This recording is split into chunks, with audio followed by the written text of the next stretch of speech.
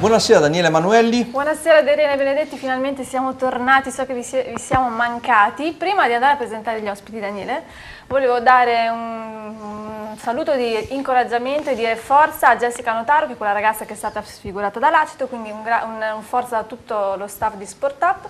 E volevo ricordare il caro Stefano Pagani, quello che ha cantato l'inno del Rimini Vai, del nostro Rimini, che è venuto a mancare, quindi condoglianze ai cari di Stefano Pagani. Ebbene sì, dunque, prima puntata dell'anno per quello che concerne Sport Up, ci siamo presi una settimana in più di pausa, non di riflessione ma di pausa meritata per quello che concerne il lavoro, e rientriamo con la seconda manita di fila rifilata al Rimini ai propri avversari. Questa sera ne parleremo, iniziamo a presentare i nostri ospiti. Alla mia sinistra troviamo sempre con piacere l'opinionista Emanuele Pironi. Salve, buonasera a tutti. Andiamo a salutare l'ospite biancorosso di questa sera. Non ci sono i giocatori ma c'è il massimo fisioterapista, ovvero Mattia Pulazzi. Ciao Mattia. Salve, buonasera a tutti. Stasera grande interrogazione. Salve. E infine andiamo a salutare, purtroppo ci tocca, lo dovete sopportare anche voi perché domenica è tempo di derby se così vogliamo dire per gasarlo un po', ovvero il nostro Giacomo Alpini. Ciao, buonasera a tutti. Ciao Giacomo, buon Bernacci anche a te, dopo capiremo, sì. capiremo il perché. E ricordiamo di interagire scrivendo al 333 609 409.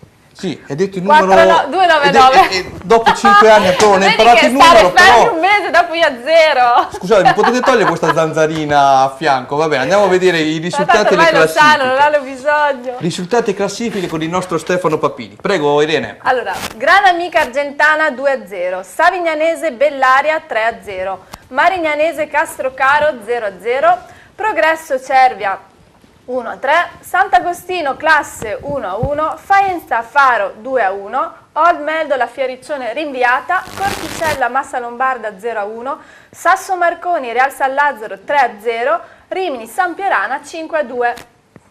Proseguiamo con la classifica. Abbiamo al primo posto il Rimini con 49 punti, segue il Sasso Marconi 48, Massa Lombarda 38, Classe 36, Fioriccione 33, Savignanese Gran Amica 32, Faenza Progresso Castrocaro 31, Real San Lazzaro Marignanese 30, Argentana 28, Sant'Agostino 24, Corticella 18, Sampierana Faro Old Meldola Cervia 17, Bellaria 14. Ebbene, allora rientriamo in studio, grazie alla nostra Irene che ha commentato con noi per l'appunto i risultati e la classifica. Bene, Bellaria domenica sarà un'altra prova per noi Emanuele, perché avremo modo di commentare in diretta streaming appunto il derby tra Bellaria e Rimini.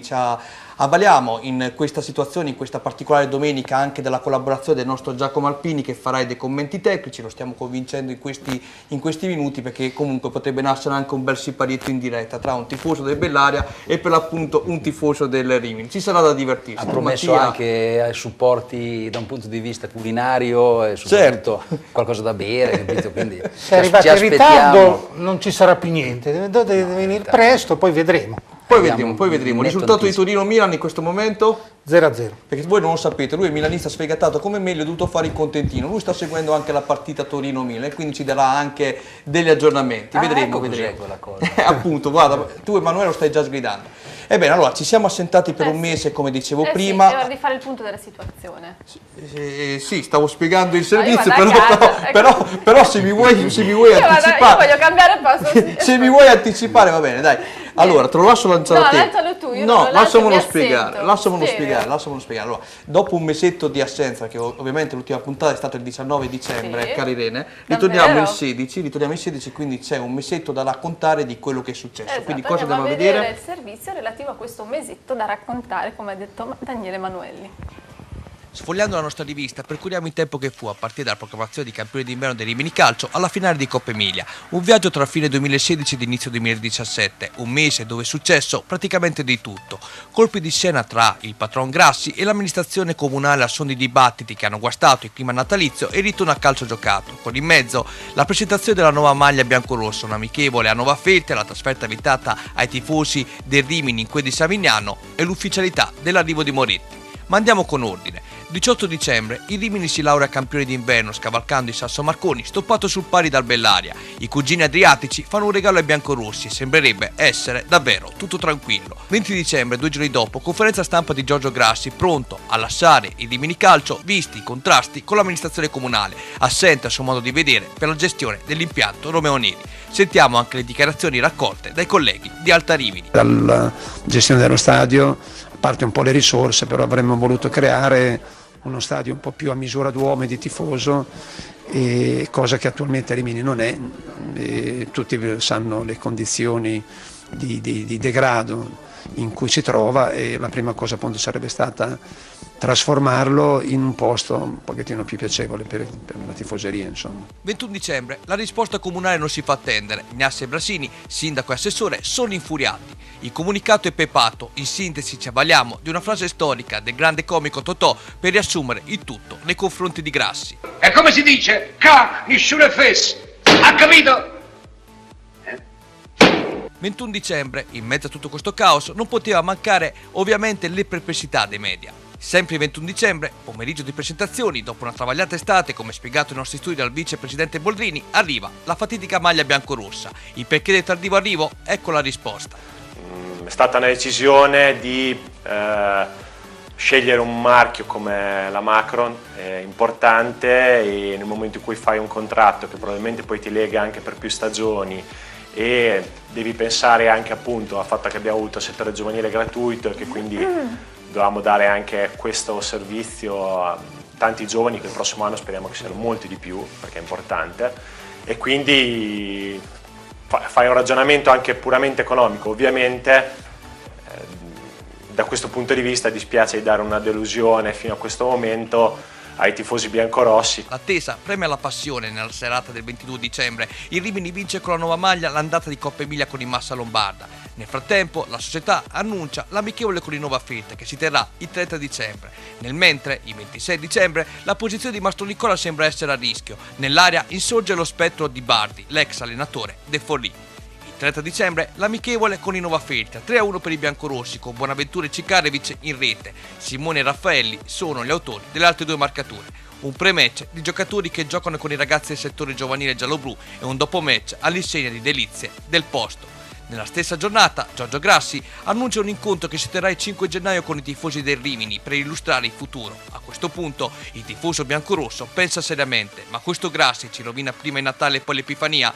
Sembrerebbe non essere così il 2 gennaio. Sindaco, assessore e patrono dei Rimini festeggiano l'anno nuovo togliendo il disgelo con un incontro proficuo sullo stadio, sul tavolo, l'art bonus e la gestione del bar, della serie Il Gatto e la Volpe. Quanta fretta, ma dove corri? Dove vai? Se ci ascolti per un momento capirai.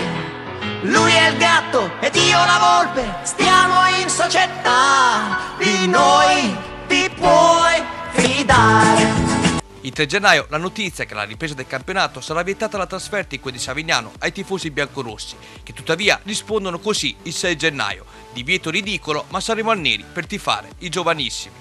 Sabato 7 gennaio il Rimini fa la manita alla Savignanese, rispondendo così a critiche e divieti di trasferta dei propri supporters e mantenendo la lunghezza di vantaggio su Sasso Marconi, che continua ad inseguire.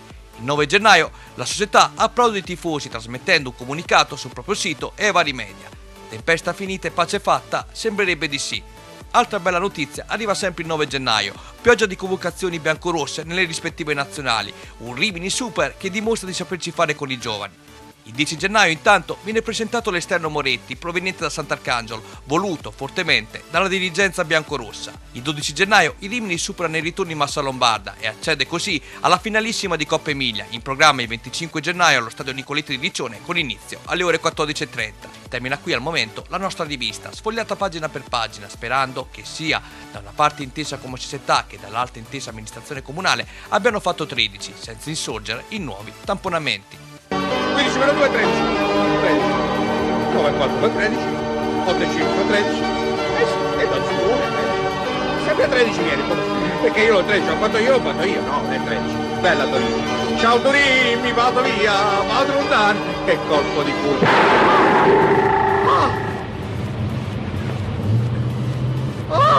Emanuele, abbiamo riassunto tutto quello che è successo un mesetto fa, no? Dal 19 dicembre che non siamo più in onda, siamo ritornati il 16 gennaio, c'è stato un caos talmente forte tra l'amministrazione comunale e Grassi, poi si sono risposti a vicenda, hanno fatto sembrerebbe pace, poi c'è stata la cosa del bando del bar. Ci puoi dare qualche aggiornamento in più, qualcosa in più che magari noi non abbiamo detto, che non sappiamo, che hai saputo anche parlando con altri tifosi, che ovviamente si può dire? No, diciamo che il bando per l'assegnazione del bar è atteso, si era detto, entro la fine di questo mese. E c'è stata una conferenza stampa del sindaco in cui si annunciava una fase, diciamo, di svolta proprio per la città di Rimini, in cui di bandi ce ne saranno tanti, anche in altri settori, anche in altri ambienti. E lui diceva appunto che la città di Rimini è chiamata a partecipare al cambiamento, no, di quello che sarà la nuova fase cittadina. Quindi partecipate, entrate e proliferate da un certo punto di vista. Ho notato ad esempio che c'è stato 3 giorni fa il bando per l'assegnazione, è uscito il bando per l'assegnazione del bar all'interno del Palazzo della Provincia, Bravo, che adesso sì, torna a essere attiva praticamente al 100%, quindi anche quello è un bando che è stato fatto. C'è stata un'ispezione da parte dell'amministrazione comunale nei locali del bar dello stadio per preparare ancora meglio questa uscita, questo bando. Quindi novità vere non ce ne sono, siamo rimasti, diciamo che è addirittura d'arrivo questo primo bando. Io adesso, guardando anche Banfi, no, che ha preso la tramvata finale, stavo facendo un attimino l'escursus da un punto di vista dei tifosi, no, di questo ultimo mese. Infatti qui ti volevo. Perché noi praticamente siamo stati tirati per la giacca, prima da una parte dicendo guardate che qui non si va da nessuna parte, no, è finita, il progetto abortisce ancora prima di partire. Poi 3 giorni dopo ci viene detto no, se abortisce è colpa sua, perché i 2 comunicati contrapposti. Tempo neanche 3-4 giorni, viene tutto quanto ribaltato nell'incontro praticamente del 5 di gennaio, a cui io tra l'altro non ho neanche partecipato, però ho letto i resoconti e ho capito insomma che è stato detto di pazientare, è stato detto di comprendere le posizioni, è stato detto che un accordo viene cercato e sicuramente verrà trovato, quindi di stare tranquilli e di non preoccuparci più.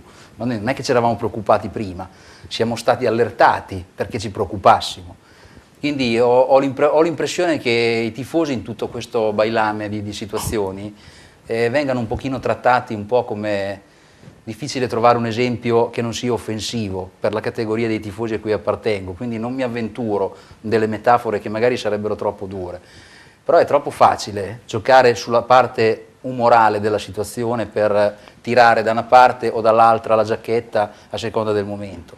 I tifosi, visto che partite vengono fatte a orari impossibili, imposti, che una società di Reggio Emilia che ha problemi di movimento di notte, perché evidentemente c'ha l'autista miope, dove li facciamo giocare? A Riccione, perché ovviamente tra Rimini e Reggio Emilia il posto a metà strada qual è? Riccione. Ma io sono un tifoso, io lo prendo, come me la danno, me la prendo. Però dico, ok, giochiamo a Riccione perché comunque è vicino, esco alle 5:30 dal lavoro, alle 6:30, 2:30. Ah, quindi praticamente ok, è come dire... Guardate, questa partita noi la facciamo, però non è che ci interessa troppo che ci siate anche voi, quindi, perché io non posso, la sera tardi non guido perché non vedo bene, la sera al giorno, va bene, giocatevela voi, fate un pochino quello che credete. Andiamo a Savignano però, no? Andiamo a vedere la partita di Savignano, è attaccata qui, no, Savignano è vietata, quindi non ci potete andare, va bene, ok, allora non andiamo a Savignano, non andremo a vedere la finale di Coppa. Oh, ragazzi, preoccupatevi perché sta per finire tutto, poi tempo 3 giorni, no, non preoccupatevi più, non finisce niente. Mi sembra che ci stiano prendendo un pochettino molto alla leggera, diciamo così, e invece i tifosi non andrebbero presi alla leggera, perché se tutto questa cosa sta in piedi, se questa cosa succede e va avanti, è perché ci sono i tifosi. Se i tifosi cominciano a latitare, se i tifosi cominciano a mollare, se i tifosi cominciano a pensare ad altro, e attenzione perché la voglia di mettere questo campionato, di chiudere la pratica e metterla nel cassetto da parte dei tifosi è tanta, e quindi speriamo che le cose continuino ad andare bene e che ci sia quantomeno un po' di entusiasmo nel seguire la cosa, perché ieri il colpo d'occhio dello stadio non era un granché. Poi possiamo discutere dei motivi che possono aver portato a questo, però ieri il colpo d'occhio dello stadio era quello che era. In questo momento la piazza è quella, quindi attenzione a giocare troppo sulla moralità dei tifosi, perché poi i tifosi arriva anche il momento in cui si stancano, capito? C'è un piano in pianino, mollano magari quelli un pochino meno affezionati, poi un pochino sempre a salire e finisce che magari il giochino si rompe. Io non me lo auguro, non volevo cominciare in questa maniera, però vedendo quello che è successo nell'ultimo mese non mi sono sentito rispettato al 100% come tifoso. Non ti sei sentito tu rispettato, ma ti assicuro che non mi sono sentito neanche io rispettato dalla parte giornalistica. Poi dopo voglio rispondere pubblicamente anche al Presidente, che so che ci guarda sempre con calma il giorno dopo, che è un messaggio che può essere una frecciatina, però se lui pagasse magari lo stipendio a noi giornalisti, magari potremmo andare in onda anche il giorno di Natale. Poi arriverò a dirlo a fine puntata. Voglio parlare con te, Giacomo, però prima guardati questo servizio, perché il Rimini sta facendo un grande lavoro con le società limitrofe, quelle più piccole, conoscendo anche i vari settori giovanili, e quindi a te lascio la parola, Irene, per... Sì, perché il Rimini si è spostato in Val Marecchia a Nova Feltria, dove i padroni di casa lo attendevano da ormai 40 anni. Andiamo a vedere il servizio. Già, la vita è bella, e se non fosse con Film Così lo hanno già scritto, il suo potrebbe avere lo stesso titolo, anche perché presto lo abbiamo visto all'opera. Ma la storia è cruda e forte, una rinascita travagliata per poter abbracciare la scuola del paese al comunale di Nova Feltria, la casa, il tempio storico dove si è toccato l'apice con la categoria promozione, ma anche il fondo con la sparizione. La favola continua a crescere, il libro si riempie di pagine che narrano ai più piccini il tempo che fu. Il libro si tinge di giallo e di blu come i colori tradizionali del club. Il giallo rappresenta la rinascita e i momenti dettati dal massimo splendore agonistico, il blu, il fondo, anche il buio pesto del seriale magari nelle note disposte nel fondo pagina, quasi a tradurre quelle parole che nessuno conosce oppure non vorrebbe neppure sentir nominare. Il giocattolo, chiamato pallone, potrebbe aprire nuovi orizzonti ai ragazzi del futuro, ma anche a chi ha vissuto con la squadra, né bene né male, a pieno regime. Quello stadio, posto dietro la piazza, al centro del paese, rappresenta la costruzione del Nova Feltria Calcio, ma riporta alla memoria anche quel torneo Città di Rimini, vissuto circa 40 anni fa. Nell'entroterra di Rimini venne scelta la piazza di Nova Feltria, dotato di un impianto con illuminazione quindi pronto per ospitare gare notturne, ma forse nessuno avrebbe mai pensato che quella luce potesse essere così forte tanto da richiamare l'attenzione di formazioni come Milan, Fiorentina, Lazio e per l'appunto Rimini. Ebbene, il calcio a Nova Feltria fu anche questo. Chi c'era quella sera oggi può permettersi il lusso di raccontare di aver visto Franco Baresi, allora giovane capitano del Milan Primavera, e Mauro Tassotti, capitano della Lazio Primavera. C'è chi si è appropriato anche del marchio sacchiano dicendo che il Milan mondiale abbia mosso i primi passi proprio a comunale, ma questa è altra storia. In mezzo anche Rimini, città a 30 km da Nova Feltria, che è tornata a calpestare quel terreno proprio a distanza di 40 anni. Il Rimini, che in Valmarecchia era tornato solo per svolgere nella vicina Santa Catafeltria il raduno estivo e portarlo di conseguenza a giocare nuovamente da queste parti il 30 dicembre, rappresentava più di un'impresa, un vero regalo a tutta la cittadinanza e ai protagonisti della vittoriosa cavalcata che ha visto la formazione gialloblu riemergere dalle sabbie mobili per riapprodare in prima categoria. Alcuni giovani, proprio in forza al team di guerra, hanno anche indossato la gloriosa maglia ultracentenaria biancorossa, nella fattispecie parliamo di Lorenzo Fraboni e Riccardo Bettini. Ma da queste parti ce ne sono stati altri che hanno preso anche il volo per mete più importanti, come il portiere Poereo Marcella, il Serie A Pistoiese nella stagione 80-81 e Massimo Melucci, protagonista per tante annate in Serie B. C'è da dire che c'erano anche due ex dirigenti del Nova Feltria che hanno disputato le giovanili nel Rimini, ovvero Claudio Bartoletti e Federico Rossini. Dai campioni storici come Saltutti a quelli recenti, da Matri passando per Floccari, Andanovic e tanti altri campioni sotto la gestione Bellavista. Chi è rimasto? Solo lui, Adrian Ricchiuti, che con il suo italiano dotato dall'essere romagnola e argentina ricorda sempre: io mi sento riminese. In effetti al momento della ripartenza del Rimini dalla Serie C alla Serie D, Adrian ha lasciato questi colori per alcune stagioni, accettando l'offerta che passa una sola volta in carriera, specie se arriva in età avanzata, ovviamente in termini di giocatore, a 30 anni e poco più. Il Catania, guidato da Montella, Simeone, Mihalovic, è un gruppo di argentini a fare da chioccia all'interno dello spogliatoio, che in verità sono di risultati stratosferici e imprese uniche, fece ruttare più di una volta l'Etna. Per lui l'apice quel pomeriggio in cui a San Siro riuscì con l'amico Maxi Lopez a fermare il Milan sul 2-2, la notte magica in cui il Catania strapazzò l'Inter di Mourinho per 3-1 e la Juve all'Olimpico per 1-2. Ai giocatori biancorossi è stato richiesto un breve intrattenimento con i piccoli campioni gialloblu, poi il via alla sfida che rappresentava un'emozione per un paese che racchiude la comunità massima dell'Alta Valmarecchia. Infine un terzo tempo tra le due squadre per poter approfondire il dialogo tra le due dirigenze e toccare con mano il tanto progetto caro al proprietario Giorgio Grassi e al responsabile del settore giovanile Walter Berlini. Se Grassi ad inizio anno prefissava il motto "un altro calcio è possibile", a Nova Filter si è preferito toccare con mano quanto detto dal patron biancorosso: dal sogno alla realtà di abbracciare i Rimini è stato possibile. Daniele. Vai, puoi leggere i messaggi. Da casa ci salutano, ringraziamo per i complimenti che ci fate per la trasmissione e che vi siamo mancati, siamo contenti. E gli altri te li leggo dopo perché sono un po' piccantelli. Ah, va bene, li leggiamo. Piccantelli ci piacciono, i piccantelli. Gorgonzola piccante, ti piace a te? Ti No? sbologna a te. Allora Giacomo, stasera con Irene è difficilissimo presentare stasera. Allora ti volevo chiedere, il Rimini, altro bella cosa, è andata a Nuova Filter addirittura che non andava da 40 anni, no? Sta continuando a viaggiare con le società limitrofe, ovvero li va a trovare, scopre i vari settori giovanili, eccetera, eccetera. Ecco, ti chiedo quanto sia importante, dato che comunque tu hai conosciuto questa categoria anche con i Bellari in questa annata, quanto è importante conoscere le squadre del posto e valorizzare i giovani in queste categorie.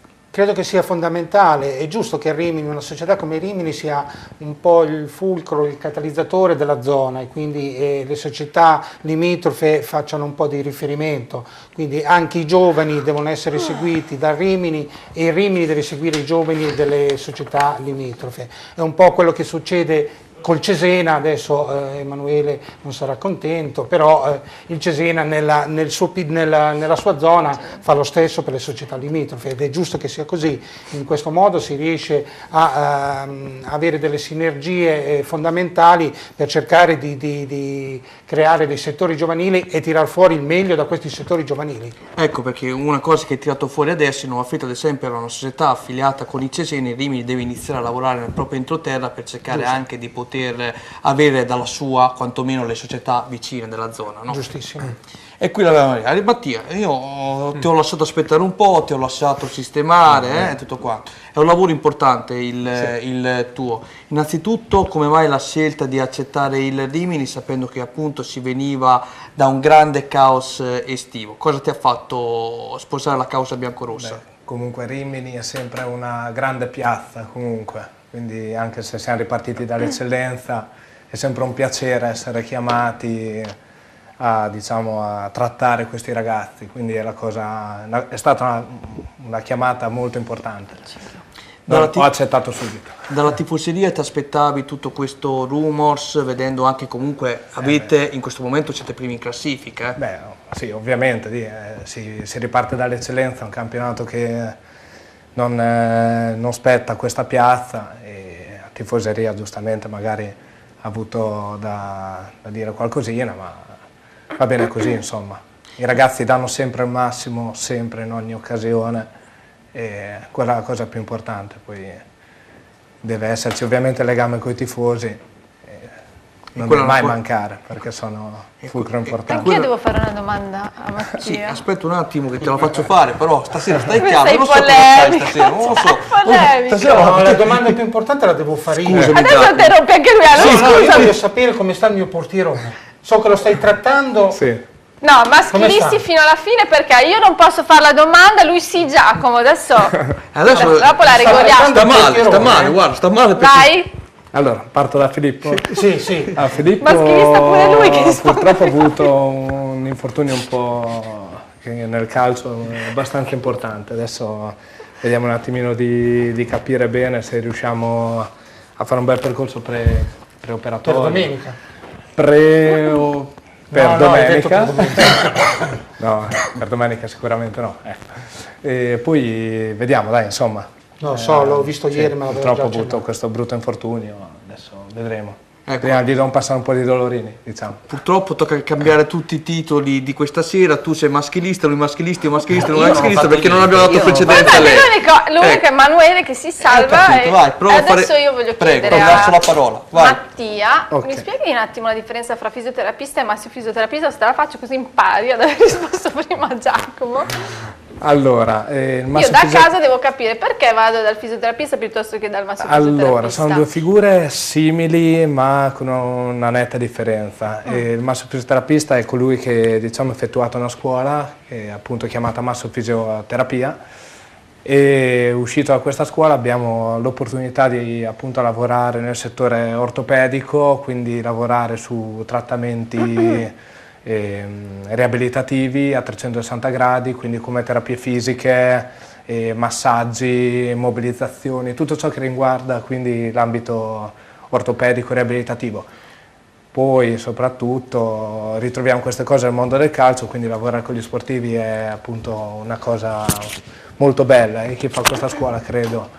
Da quanto segui la Rimini Calcio? Perché non solo Allora, quest'anno? sì, esatto, già ero nello staff anche l'anno scorso, ho fatto il ritiro precampionato con i ragazzi, dopo poi a novembre abbiamo avuto un pochino di problemini E poi lei. e si è ritornati E quest'anno come li con hai un immenso trovati? piacere. Quando sono arrivati se erano subito già belli confezionati senza nessun Sì, attacco sì, o hai dovuto sì. intervenire su alcuni? No, i ragazzi stavano molto bene, e anche a livello di preparazione erano molto in forma, insomma. E dal punto di vista riabilitativo non abbiamo avuto grandi problemi. Ovviamente dopo ci sono state qualche defezione importante, purtroppo, per fortuna non di natura muscolare. Ecco. Questi calciatori, Esatto, qual è diciamo, il tuo intervento più frequente dove ti trovi a dover Beh, agire? noi seguendo appunto anche la parte degli allenamenti del campo così, ovviamente il massaggio è la parte più importante perché pre-gara, pre-allenamento, post-allenamento,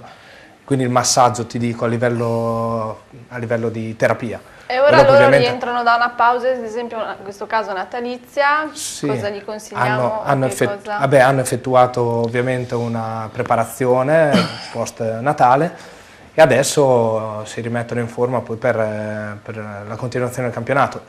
Per quanto riguarda noi dal punto di vista riabilitativo, Nulla per ora. No, niente di rilevante. Ovviamente Francesco che ha avuto questo problema, adesso lo stiamo sistemando.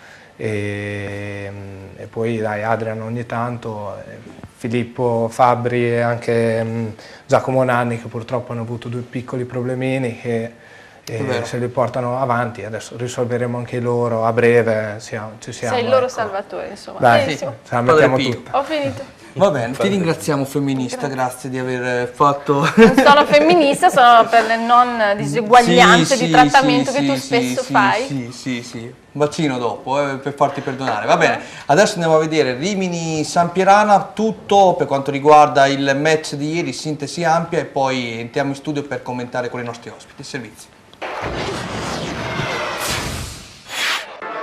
La prima gara interna del 2017 per i Rimini si apre con una manita alla San Pierana, ma nonostante la gioia dei 3 punti è un pomeriggio amaro per i Rimini per via della scomparsa di Stefano Pagani, storica voce dell'inno Rimini Vai. Per lui, prima del calcio d'inizio, un minuto di raccoglimento. Nel frattempo il presidente Sergio Santarini, tolta la maglia dell'All Star della Roma, dona a Valeriani la targa per la 100ª presenza con la maglia biancorossa. Pomeriggio di grande calcio operoso per il portiere Cesaretti che già al terzo viene chiamato alla respinta sul tiro di Valeriani, desideroso di sigillare con una perla la sua 100ª presenza, ma sulla respinta è clamoroso ancora di più l'errore di Bonaventura che mette al lato di testa. Ancora un'occasione riminesse sull'asse Valeriani-Bonaventura, palla dentro del centrocampista, sulla corsa dell'attaccante che ci prova con un diagonale, non trovando lo specchio della porta. Al 15° presenza ospite segnalata da una punizione battuta da Manenti, ma la sfera non impensierisce Mignani che la vede sorvolare sopra la propria traversa. Da calcio da fermo prova a colpire il Rimini, ma il colpo di testa di Cola termina al lato. Bel lavoro di Valori al limite dell'area di rigore, controllo e tiro in girata che sfila l'incrocio, però c'è una netta deviazione da parte di un difensore. Più preciso e più fortunato l'ex Sant'Arcangelo Colla, quando proprio dal corner conquistato da Valori, in mezzo a una mischia in area di rigore, trova distinto il pallone che sbatte prima sul palo e poi buca la porta di Cesaretti. Il centrale difensivo mostra ancora una volta che il vizietto del gol non l'ha proprio perso. Ma il Rimini ama particolarmente la mattonella della bandierina e da un nuovo corner che mette in vetrina la corsa di Gabrielli nasce il secondo gol dei biancorossi. 2-0 e abbraccio meritato anche per una delle piacevoli sorprese di questo torneo che ebbe modo di debuttare nella serata di San Lazzaro di Savena, sferrando anche con l'occasione la marcatura. Cikarevic, abile cecchino, non vuole essere da meno del compagno, ma Cesaretti risponde presente prima di arrendersi alla mezz'ora quando Bonaventura firma il tris biancorosso con un tappin vincente dopo il liscio di Valori, servito proprio sulla destra da Signorini. Per Bonaventura altro gol importante, alla faccia del segnar poco. 3-0 è festa finita, manco per sogno. La Sampierana accorcia le distanze con Pippi, che non è quello delle calze lunghe, ma è colui che con il suo gol nasconde forse la posizione di Lanzi, che aveva allargato nell'occasione le gambe per far passare il pallone proprio davanti a Mignani. Sarebbe fuori gioco, ma l'arbitro comunque convalida la rete. Rimini che risponde subito presente, Valori va via in velocità a Battani, ma poi sbaglia il diagonale davanti a Cesaretti, facendosi bloccare la sfera. Al 37esimo, per poco Pippi non sfrutta una serie di retropassaggi biancorossi davanti a Mignani per segnare ancora una volta, ma il portiere biancorosso riesce comunque a liberare di piede. Al 44esimo Abdul si fa vedere con una progressione eccezionale sulla fascia sinistra, cross in mezzo che mette fuori causa anche il portiere Cesaretti, ma non trova un compagno pronto al tapping vincente. Squadra riposa a questo punto sul 3-1.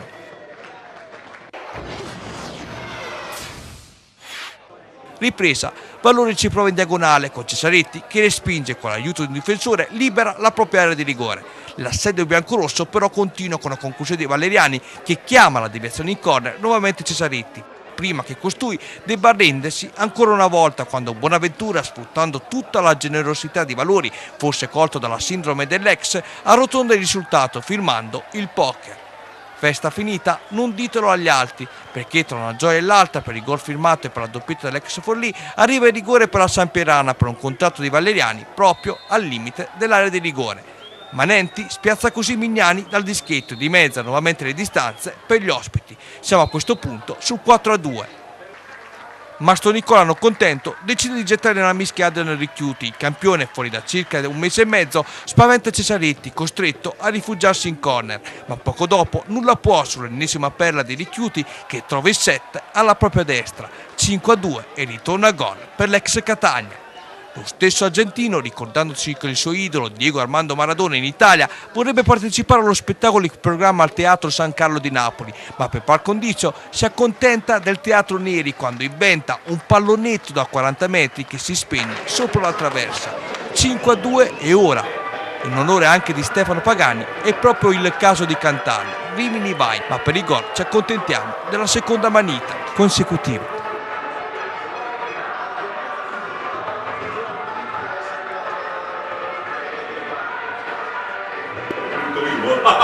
Irene. Allora sì, Emanuele, vuoi dire appunto qualcosa sul caro Stefano Pagani? Visto che... 79 anni, credo che diciamo che cantò quella canzone, credo che fosse nel 74, quando è nato, sì, tutto. E è la prima Serie B del Rimini, esatto. Quindi è una cosa che è rimasta legata indelebilmente a un momento magico della nostra squadra e da quel momento è diventata veramente, oltre alla maglia scacchi, Rimini Vai è un qualcosa che ci contraddistingue ovunque. E in giro per l'Europa quella canzone è cantata da tantissime tifoserie che magari non sanno neanche poi che è la nostra, però ogni tanto la senti anche durante le serate di Champions. Quindi un caro saluto ancora a Stefano e a tutta la famiglia. Cari. Sì, ci sogniamo anche noi. Mattia, se vuoi dire qualcosa anche tu per quanto riguarda la squadra, magari non è stata sicuramente una notizia bella, anche perché ieri era la prima partita che si tornava a giocare nell'anno nuovo al Neri, ricevere comunque una notizia così non è mai bello, insomma. Sì, infatti testimonianza anche il minuto di silenzio che è stato effettuato, comunque c'era molta delusione, molta tristezza. E ecco, i ragazzi hanno dato tutto, sicuramente anche per questo motivo qui, ecco, è stato sicuramente un onore anche per loro vincere per questo.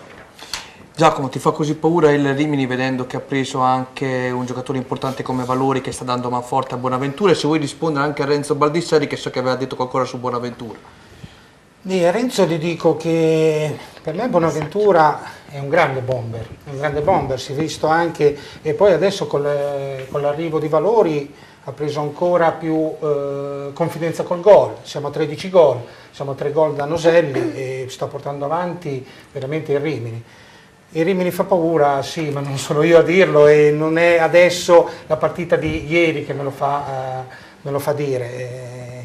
Basta vedere i dati, basta vedere i gol fatti, i gol subiti, i loro e i nostri. Quindi alla fine sarà molto molto molto difficile. Senti, Richiuti in questo momento che è partito dalla panchina, perché comunque ieri rientrava dopo l'infortunio di 1 mese e mezzo, dove lo mettiamo in questa squadra? Io lo metterei sempre in campo. Uno come Richiuti, anche se gioca da fermo, ti dà il pallone. Guardiamo le immagini del pallonetto, se entra quello, Romeo Neri, lo Stadio Neri cade, però lo metterei sempre in campo. Qualsiasi pallone possa toccare lui. Quanto è importante Richiuti, oltre che per il presente, anche per il futuro di questa squadra? Chi? Scusa? Richiuti per me è più per il presente, per il futuro bisogna vedere cosa ha in testa lui, cosa vuole fare lui, perché il prossimo anno è un anno in più, c'è ancora dei problemi, la categoria è ancora più difficile perché sicuramente la Serie D è un passo in avanti ancora come categoria, bisogna vedere, però sicuramente tenerlo nel gruppo e far crescere i giovani insieme a uno come Richiuti è tanta roba, come si dice. Io leggo un messaggio a proposito di Richiuti, perché da casa scrivono: è vero che si pensa, cioè scorre voce che punti Richiuti a diventare allenatore del Rimini? Sapete questa cosa? Richiuti credo che abbia già, se non ha frequentato già il patentino, aveva intenzione di farlo, insomma, ma ne parlava lui anche così tranquillamente, insomma, in mezzo alla gente. Questo però non è che obbliga a interrompere per forza il gioco, insomma, quindi lui potrebbe avere il patentino e no, ma nel caso si verificasse poi questa cosa, cioè tu Emanuele come la vedresti? Io credo che per lui sia una logica, una conseguenza logica, una volta che appende le scarpe al chiodo lo vedo già in mezzo, credo più che un percorso tipo quello di Mastro Nicola che è arrivato in fretta alle prime squadre, lui lo vedo più per un percorso con i bambini all'inizio, cioè un qualcosa, lui ha tanto da dare e soprattutto a chi ha tanto da apprendere, secondo me, però per me è la sua evoluzione naturale. Mi trovi assolutamente d'accordo. Allora, noi ci fermiamo 1 minuto e mezzo dando la linea alla pubblicità, poi rientriamo, interviste dopo gara e presentazione del prossimo avversario. Pubblicità. Sì, sto entrando da Oliviero, la città dell'abbigliamento. Qui c'è tutto. Sì, sono settore abiti eleganti. Diglielo a tua moglie, c'è anche settore abbigliamento femminile, elegante, sportivo, bellissimo. Mi chiedi se ci sono gli abiti da sposa. Ma qui è una città degli abiti da sposa, una città degli abiti da sposa. Tu pensa che ce ne sono più di 1000. Non solo, ci sono anche le bomboniere. Una volta Oliviero era is beautiful. Oggi Oliviero è in champion. Oliviero.it, la città dello shopping.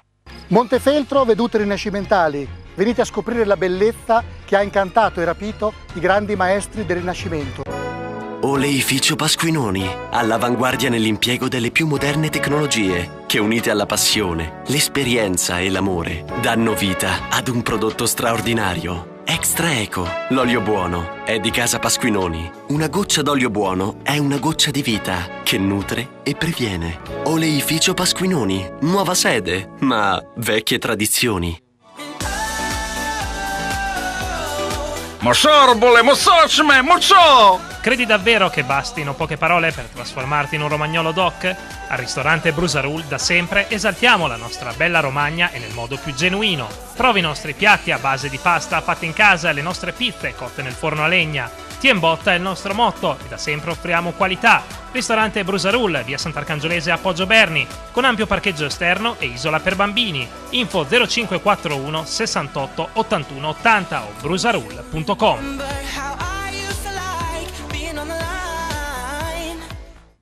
sono Fabio Giancarlo, titolare della DTGF e Ford Italia. Vi vorrei presentare i prodotti che costruiamo in questa azienda. La nostra azienda costruiamo forni di tutte le misure, impastatrici di tutte le misure, sfogliatrici per pasta di tutte le misure, varie sfogliatrici per la pasticceria, stand di pizza o stand di piada a secondo il vostro uso, griglie a pietra lavica e anche cuocipiade elettrici di varie misure.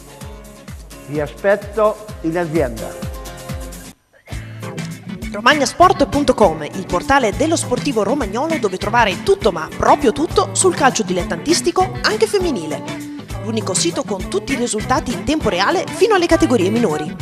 Le classifiche live, i commenti delle gare, le foto e le sintesi video degli incontri. E se vuoi, puoi interagire anche tu. Registrati e verrai abilitato ad inserire il risultato in tempo reale della tua squadra. Romagnasport.com, il calcio dilettantistico come non l'hai mai visto. Vogliamo leggere subito i messaggi e poi... vabbè, stasera sei proprio femminista, guarda, ti lascio a te la parola, vai, cosa È il dobbiamo momento vedere? delle interviste del dopogare, quindi andiamo a dare voce ai tecnici. Arrivano? Tornati a Romagnoli e si è tornati a vincere. Il Rimini 5-2 sulla Sampierana, l'obiettivo ovviamente erano i 3 punti, però insomma sono arrivati anche tantissimi gol oggi. Sì, l'obiettivo ovviamente è sempre quello di portare a casa l'intera posta e oggi l'abbiamo fatto e anche bene. Credo che il primo tempo, i primi 35-36 minuti siano stati fatti veramente a alti livelli e poi abbiamo subito il gol, abbiamo concesso un paio di minuti alla Sampierana, qualche distrazione, però dai, abbiamo controllato tutto fino alla fine primo tempo. Il secondo tempo più o meno abbiamo lavorato sulla falsariga del primo tempo, sono arrivati altri gol e la partita credo che poi sia stata gestita molto bene, insomma. Per la prima gara diciamo, con i nuovi innesti, al di là della Coppa, insomma, in cui comunque il Rimini ha fatto molto bene lo stesso, sei soddisfatto di quello che hanno portato in più i ragazzi? Sì, io sono soddisfatto in generale di tutti i ragazzi, credo che ogni giorno in allenamento e poi la domenica quando sono chiamati in causa credo rispondano sempre presenti. Viene da pensare a Gabrielli che è stato fuori qualche giornata e oggi ha fatto gol, quindi vuol dire che questo è un gruppo di ragazzi che lavora sodo, seriamente e sanno che in qualsiasi modo e per qualsiasi tempo sono chiamati in causa rispondono sempre positivamente. Questa è la mia fortuna per certi versi.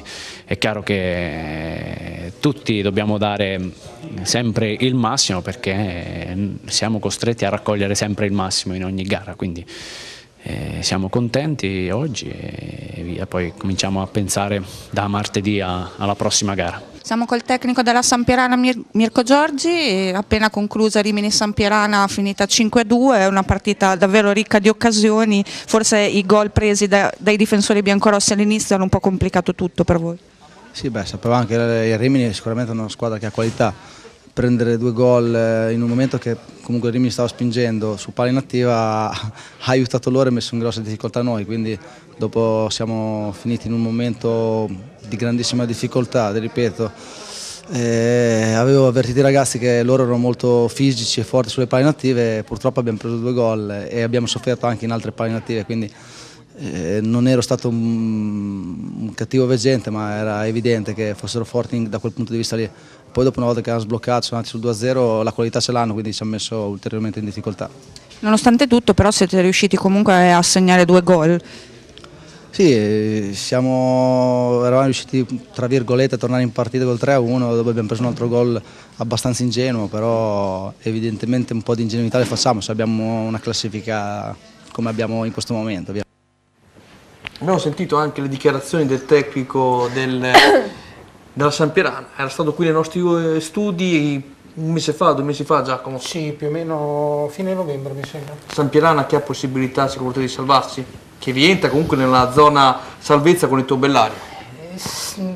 In questo momento la zona salvezza è tutta ammassata in 4 punti, ci sono tutte queste squadre che lottano per il play-out, tutte in 4 punti, e bisogna vedere chi ha più continuità di queste squadre. E in questo momento è molto difficile perché si passa dal 3-1, esempio il Cervia fuori casa col Progresso, ma domenica scorsa aveva perso in casa, quindi è molto difficile. Bisogna vedere chi ha più continuità nel prossimo mese.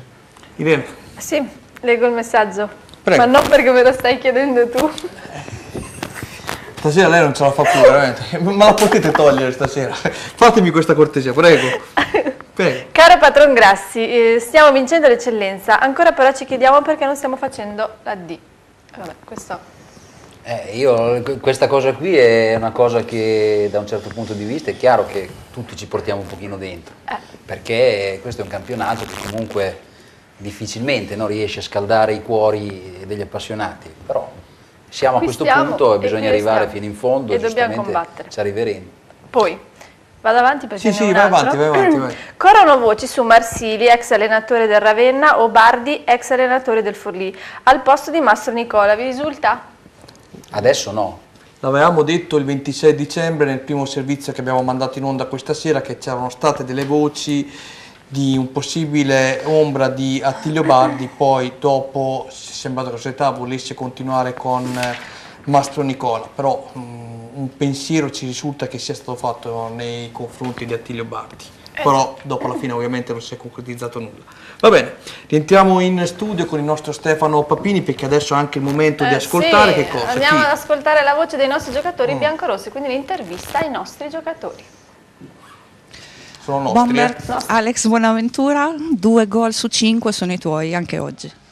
Sì, è andata bene, dai. Continuiamo a portare a casa un bottino importante a livello personale, ma sono contento più che altro per la prestazione della squadra. Abbiamo fatto, secondo me, 30 minuti quasi perfetti, e poi un minimo di calo di tensione che non ci deve essere, però ci hanno punito subito e poi siamo tornati a giocare come sappiamo e abbiamo chiuso la partita. In tribuna prima si pensava forse il gol più facile che ha fatto Buonaventura nella sua carriera, può essere vero? Ma sicuramente sono stati una combinazione di fortuna e anche, che ci vuole in questo momento, quindi sono contento di fare anche questo tipo di gol perché comunque aiutano a aumentare il bottino e poi a incanalare la partita al momento giusto e speriamo ne ce ne siano altri. Comunque bisogna essere lì, altrimenti anche questi non si fanno, no?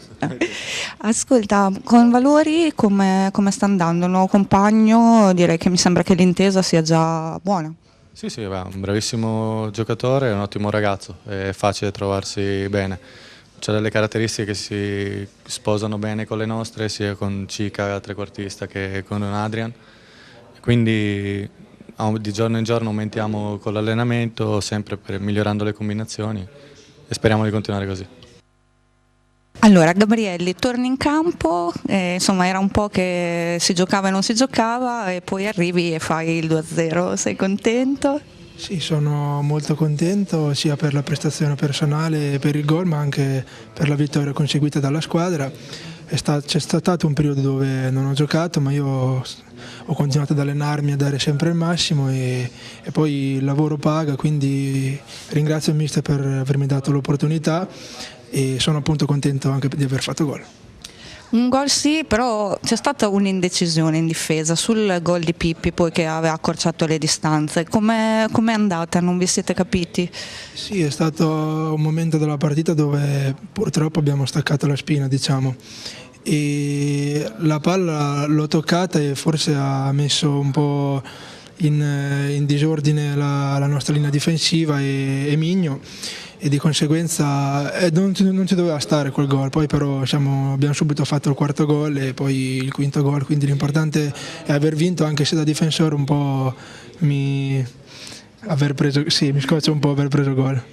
È stata una partita molto tirata, diciamo che la Sampierana poi in fondo ha fatto quelle 2 occasioni che hanno portato ai gol, però vi ha sempre tenuto così in partita, diciamo, a livello di concentrazione. Ci tenevate particolarmente a questa partita, anche un po' visto quello che era successo all'andata, oppure insomma è perché l'obiettivo è quello di vincere sempre? No, sicuramente, indipendentemente da quello che è successo all'andata, il nostro obiettivo è sempre di portare a casa i 3 punti. La partita è stata difficile, non come magari può rispecchiarsi dal risultato, da un 5-2, ma comunque la partita è stata molto difficile, merito alla Sampierana che ci ha tenuto lì, poi noi abbiamo una gran voglia di vincere, di portare a casa questo campionato e quindi ce lo siamo meritati. Bene, io adesso voglio andare da questo maschilista qua a questo maschilista qua. Giacomo, perché innanzitutto confessate che voi durante gli spazi state guardando la partita Torino-Milan. No, io qui non ho più Noi guardavamo le migliaia di spettatori di Rimini Sampierana. E a proposito di Torino-Milan, guardando un attimo gli allenatori Mialovic e Montella, che sono stati anche gli allenatori del nostro Ricchiuti, tu chi preferisci? Montella. Perché? Perché adesso è nel Milan. Ah, ecco. Vabbè, allora non sarà meritocrazia che... No, adesso a parte gli scherzi, come tipologia di gioco e come impostazione della squadra, Montella, confermo. Giacomo, il prossimo avversario del Rimini sarà il Bellaria. Faccio una piccola presentazione perché comunque un Bellaria è diverso rispetto al girone di andata. Ha perso il bomber Mastroianni, è arrivato un altro bomber, tra l'altro ex Rimini, indelicato. Cosa ci puoi dire di più? Ti posso dire che siamo una squadra molto giovane. Anzi, fin troppo giovani. Io so che questa settimana dovrebbero arrivare 2 elementi di esperienza, però ad oggi non ho ancora avuto la conferma. Come tipologia di squadra c'è un po' più di tenacia del girone di andata, quindi mister Mosconi sta cercando di tirare fuori il meglio di tutti i giocatori, però ci sono ancora molte lacune. Ieri abbiamo giocato con dei 97 e 99 che per il momento sono ancora immaturi per questa categoria e sicuramente trovarsi di fronte a una squadra come il Rimini sarà molto dura. Però bisogna vedere con quale spirito. Si pensava anche a Sasso Marconi di andare là e uscire sconfitti, invece siamo riusciti a portare a casa un pareggio inaspettato ma meritato, regalando tra parentesi anche il primato a Rimini, quindi noi stiamo cercando di dare il massimo in questo momento. Ieri è andata molto male, soprattutto il secondo tempo. Adesso vediamo come prepareranno la partita questa settimana. Di sicuro, facendo una battuta, tu avevi sempre sintetizzato così la partita d'andata di Rimini Bellaria. Il primo minuto il Bellaria ha dominato, adesso ti aspetti che almeno il Bellaria possa dominare almeno 2 minuti. Io spero che questi minuti siano di più, però effettivamente il primo minuto dell'andata noi abbiamo dominato, quello è indubbio. Poi al ritorno io spero che questo sia ripetuto per molti minuti, però... Va bene, allora adesso andiamola a vedere la presentazione di questa squadra del cuore del nostro Giacomo, quindi il servizio sul Bellaria. Arriva, Tutto arriva. A cura di Riccardo Giannini, lo diciamo, a cura di Riccardo stagione, quasi una consuetudine per una società come il Bellaria che naviga da anni in acque tempestose per via di difficoltà economiche. In panchina ha aperto Bobo Gori, un guru del calcio dilettantistico locale. Ha proseguito Marlepri, bandiera dello storico Riccione, allenatore di talento alle prese però con un compito troppo difficile per un esordiente.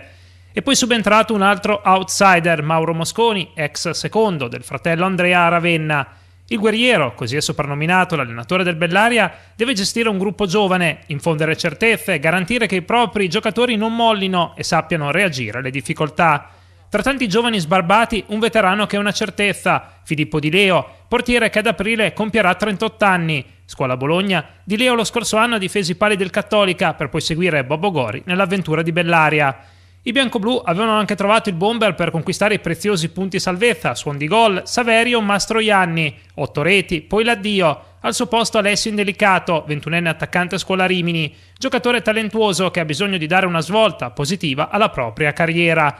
Al suo fianco Alessandro Di Filippo, 20enne di Pietracuta, che faceva raffiche di reti nelle giovanili del Cesena prima di proseguire la carriera nelle Beretti di Sant'Arcangelo e San Marino e nella Savignanese in eccellenza. Giocatore di qualità tecniche e fisiche, bravo a creare spazi e occasioni per i compagni. Altro punto di forza è il figlio d'arte Gabriele Varrella, difensore centrale di 22 anni, un 1994 che è quasi un veterano, considerata l'età media dell'organico, di poco superiore ai 21 anni. E dunque abbiamo sentito anche la scheda del nostro Riccardo Giannini. Continuano ad arrivare messaggi. Altro messaggio, allora, ci crogioliamo con questo Rimini come fossimo il Real Madrid, tutte queste lodi, ma con quello che si presume abbia speso la Rimini Calcio in eccellenza, vincere è la meno. Mattia, è tutto così facile in questo torneo? Beh, oddio, non è proprio tutto così facile. Come dicevo prima, la palla è tonda, alla fine sì, sulla carta siamo forti, però comunque bisogna sempre mettercela tutta, quindi oddio, bisogna continuare così, i ragazzi daranno sempre il massimo e la palla è tonda comunque. Allora, con il nostro Stefano Papini andiamo a vedere il prossimo turno, che così Irene ci dice un po' le sfide che ci sono in programma. Ecco qui Stefano ci aiuta adesso. Castrocaro Corticella, Massa Lombarda Faenza, Faro Granamica, Real San Lazzaro Marignanese, Classe Old Meldola, San Pierana Progresso, Bellaria Rimini, Cervia Sant'Agostino, Fiariccione Sasso Marconi, Argentana Savignanese. Ebbene, queste sono le sfide, sicuramente interessantissima Fiariccione Sasso Marconi, oltre che Bellaria Rimini, sono le due sfide di cartello, no Emanuele? Sì, più che altro sono le due sfide su cui si gioca praticamente la testa del campionato, con tutti i punti che ci sono tra la seconda, la prima e la terza. È chiaro che ogni volta che queste squadre giocano si studiano anche un pochino a distanza. Sì. Questo dovrebbe essere un turno sulla carta leggermente favorevole a Rimini, perché in teoria insomma, la squadra più debole la sta affrontando il Rimini, però sappiamo, come ha appena detto lui, che la palla è rotonda, quindi poi il Rimini aveva preoccupato un pochino in una certa fase del campionato, tendendo ad addormentarsi proprio in queste partite qua, dove in teoria doveva andare un pochino più liscio. Quindi vediamo, è anche un po' una prova di maturità. Anche secondo me. Bene, l'altra poi sfida a Giacomo, se così vogliamo dire, Massa Lombarda Faenza, perché Massa Lombarda è terza e Faenza comunque è una delle squadre che sta giocando un buon calcio per quello che concerne il campionato di eccellenza, no? Sì, sicuramente. Però io volevo tornare un attimo sul Sasso Marconi, perché mi sta sorprendendo perché sta tenendo i ritmi del Rimini e io a inizio campionato non me la sarei aspettato, quindi bisogna fare i complimenti alla squadra bolognese. E sono d'accordo con te. Allora, noi ripetiamo, andremo in onda in diretta streaming domenica per quello che concerne l'incontro di calcio tra Bellaria e Rimini. Potete appunto seguire gli aggiornamenti sulla nostra pagina Facebook. C'era stata una telefonata non arrivata direttamente per quello che concerne appunto la società Rimini Calcio, che chiedeva come mai non fossimo andati in onda lunedì. Io ho voluto rispondere a inizio puntata al presidente Grassi e lo aggiorno dicendogli che comunque l'avevamo già pubblicizzato che non saremmo andati in onda nella puntata del 9 gennaio, che avremmo ripreso il nostro percorso il 16 gennaio. Se ci fosse dietro di noi una sponsorizzazione maggiore saremmo andati in onda anche probabilmente il giorno di Natale. Così non è, e con tutto rispetto caro Presidente, ma non credo che lei stia guardando bene le trasmissioni e credo che si stia dando particolare predisposizione verso altre emittenti. Qui non voglio entrare in conflitto con la società, però ci sono delle cose che a me non piacciono e io pubblicamente, essendo padrone di questa testata, di questa trasmissione, mi prendo la mia responsabilità nel dirlo. Quindi magari preferirei che lei guardasse maggiormente con attenzione queste cose. La ringrazio, andiamo avanti, andiamo ai saluti finali. Grazie Irene Benedetti. Buona serata e buonanotte, ancora forza Jessica. Grazie anche ad Emanuele Pironi. Emanuele, cosa ti aspetti domenica? Pronostico, Rimini Bellaria? Io mi aspetto un Rimini vincente, un Rimini che sulla falsariga delle ultime due gare, un Rimini che vince tranquillamente, che non fa sospirare troppo chi lo segue. Mattia, ormai tutti quanti dicono Rimini vincerà questo campionato, noi ci auguriamo che sarà così alla fine. Hai avuto modo anche di assaggiare, passami il termine, i muscoli di Adrian Ricchiuti, come sta, dato che comunque è ritornato ieri in campo? Adrian sta bene, sta tornando in forma, l'obiettivo appunto è quello di reinserirlo piano piano verso la forma migliore. Comunque in ripresa Adrian è Adrian, quindi si sa gestire, riusciamo comunque insieme a riportarlo sulla forma migliore. Ecco, come mai tutta questa attesa? C'è stato circa un mese e mezzo, se non sbaglio era uscito contro il Sant'Agostino, come mai? Sì, ha avuto purtroppo queste contratture nel polpaccio che danno un pochino di fastidio, aveva avuto già problemi in passato, quindi abbiamo preferito un attimino dosare le energie e reinserirlo piano piano, perché appunto veniva anche da recidive passate, quindi abbiamo preferito questo ritorno graduale. Giacomo, ti auguri di vedere tantissima gente, no? La Savignanese non ha avuto questa fortuna, chiaramente a Bellaria non ci sarà il divieto di trasferta, allora fai anche un appello tu agli sportivi di Bellaria e di Rimini di essere il più possibile a Nanni. No, sicuramente, io vi aspetto tutti a Nanni, spero che sia una partita bellissima e che ci sia divertimento per tutti, quindi tutti al Nanni, riempiamolo sia lato Bellaria, so che Rimini sicuramente non farà mancare, i tifosi di Rimini non faranno mancare il loro supporto, spero che qualcuno da Bellaria si muova. Benissimo, siamo davvero in chiusura, mi unisco al tuo messaggio, un forte abbraccio alla nostra amica Jessica, forza Jessica, e naturalmente noi ci rivediamo lunedì prossimo con inizio alle ore 20:45 sempre con Sport Up. Grazie anche a Irene Benedetti. Buonanotte.